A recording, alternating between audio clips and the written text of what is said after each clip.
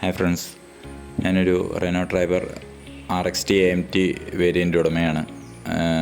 2023 ഫെബ്രുവരിയിൽ ആണ് നമ്മൾ ഈ വാഹനം വാങ്ങുന്നത്. അതിൻ്റെ ഒരു അപ്ഡേറ്റ് തരാമല്ലോ എന്നോർത്താണ് ഈ വീഡിയോ പോസ്റ്റ് ചെയ്യുന്നത്. 5ാം സർവീസ് കഴിഞ്ഞു ഈ റീസെൻ്റ്ലി.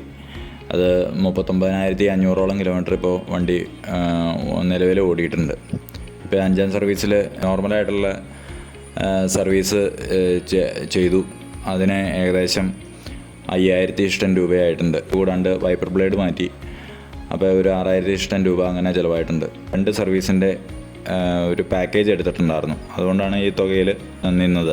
വണ്ടിക്ക് സർവീസിന് കൊണ്ടുപോയപ്പോൾ പറയുവാൻ 2-3 കാര്യങ്ങളുണ്ടായിരുന്നു.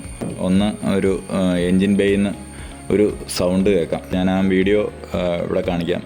ചെറിയൊരു ഒരച്ചിലിൻ്റെ ഒരു ശബ്ദം കേൾക്കാം.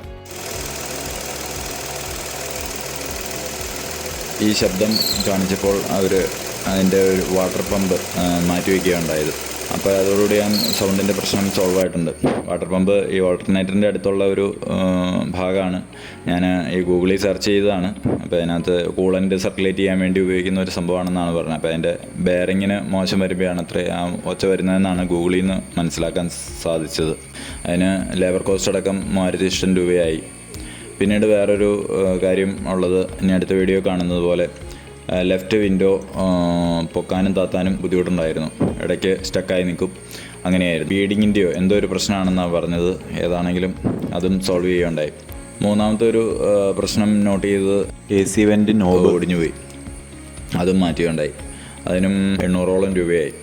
ഇത്രയൊക്കെയാണ് നിലവിൽ ഈ വാഹനത്തിന് ഉണ്ടായേക്കണ കംപ്ലൈൻറ്റുകൾ. ഇത്രയും പറഞ്ഞുകൊണ്ട് ഞാൻ ഈ വീഡിയോ അവസാനിപ്പിക്കുന്നു. നന്ദി, നല്ല നമസ്കാരം.